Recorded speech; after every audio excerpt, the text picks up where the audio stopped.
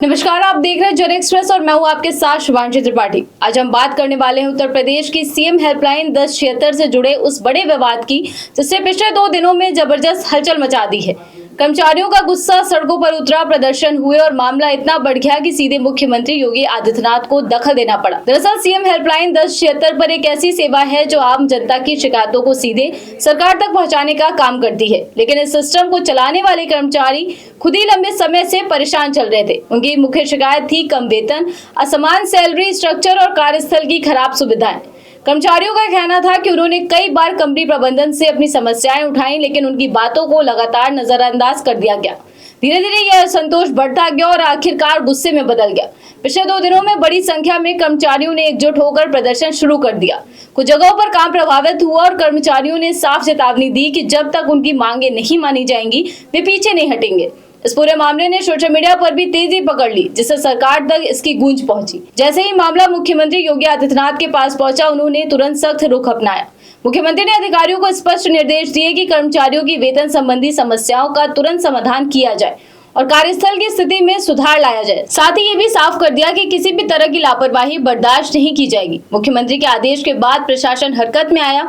UP Seiko के प्रबंध निदेशक को पूरे मामले की गहन समीक्षा करने के निर्देश दिए गए। इसके बाद संबंधित कंपनी के शीर्ष प्रबंधन को तलब किया गया और उनसे स्थिति स्पष्ट करने को कहा गया। इस दौरान उच्च स्तरीय बैठकों का दौर चला, जिसमें कर्मचारियों की समस्याओं को प्राथमिकता के आधार पर हल करने पर जोर दिया गया।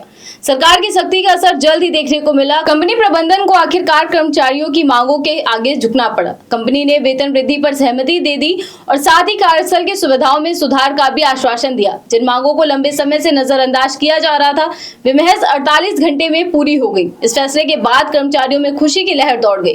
सीएम हेल्पलाइन से जुड़े कर्मचारी हिमांशु विक्रम और विकास यादव ने मुख्यमंत्री का आभार व्यक्त करते हुए कहा कि उनकी समस्याओं को गंभीरता से सुना गया और त्वरित कार्यवाही कर राहत दी गई। उनका कहना है कि लंबे समय से चले आ रहे वेतन विवाद का अब समाधान हो गया है और सभी कर्मचारी अपने काम पर वापस लौट आए हैं।